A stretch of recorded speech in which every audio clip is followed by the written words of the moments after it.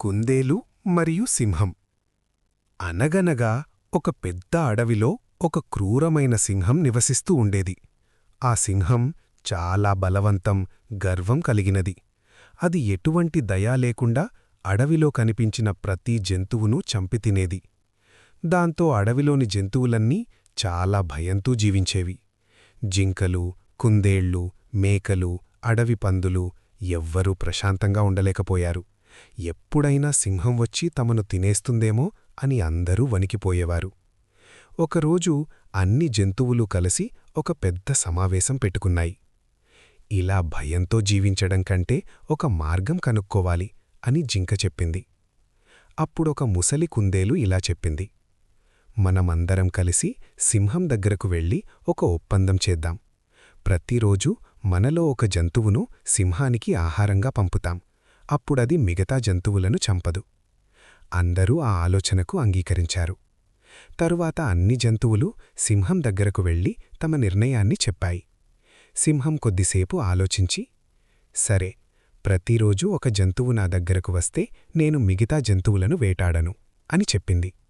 అలా ప్రతిరోజూ ఒక జంతువు సింహం గుహ దగ్గరకు వెళ్ళి తన ప్రాణాన్ని త్యాగం చేసేది. ఒకరోజు ఒక చిన్న కాని చాలా తెలివైన కుందేలు వంతు వచ్చింది. ఆ కుందేలు చాలా ఆలోచించింది. నేనిలా చనిపోవద్దు, తెలివిగా ఏదైనా చేసి సింహం నుంచి అడవిని రక్షించాలి అని అనుకుంది.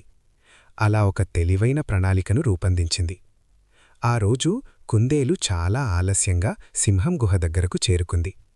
అప్పటికే సింహం చాలా ఆకలితో కోపంతో ఉంది. సింహం పెద్దగా గర్జిస్తూ అడిగింది: ఎందుకింత ఆలస్యం చేశావు? ఇంకా నువ్వొక్కదానివే ఎందుకొచ్చావు? అప్పుడు కుందేలు భయపడినట్టు నటిస్తూ ఇలా చెప్పింది: అడవిరాజా, నిజానికి మేము 5 కుందేళ్లు కలిసి మీ దగ్గరకు వస్తున్నాం. కాని మార్గమధ్యంలో ఇంకొక పెద్ద సింహం మమ్మల్ని ఆపింది. అది కూడా ఈ అడవికి రాజునని చెప్పింది. ఇది విన్న సింహం చాలా కోపంగా అయ్యింది. ఇంకో సింహమా నా అడవిలో అని గర్జించింది. కుందేలు వెంటనే చెప్పింది: అవును మహారాజా, అది చాలా భయంకరంగా ఉంది. మిగతా కుందేలను తినేసింది. నేను మీ దగ్గరకు వచ్చి చెప్పమని అది నన్ను పంపింది. ఇది విన్న సింహం మరింత కోపంతో, ఆ సింహం ఎక్కడుంది? వెంటనే నన్నక్కడికి తీసుకెళ్ళు అని ఆదేశించింది. కుందేలు సింహాన్ని అడవిలోని ఒక లోతైన బావి దగ్గరకు తీసుకెళ్ళింది. అడవిరాజా, ఆ సింహం ఈ బావిలో ఉంది అని చెప్పింది. సింహం బావిలోకి తొంగి చూసింది. నీటిలో తన ప్రతిబింబం కనిపించింది. అది నిజంగా ఇంకో సింహమని అనుకుంది. కోపంతో గర్జిస్తూ బావిలోకి దూకింది. కాని అది నీటిలో పడిపోయి బయటకు రాలేక చివరకు మునిగి చనిపోయింది. అది చూసిన కుందేలు చాలా సంతోషించింది.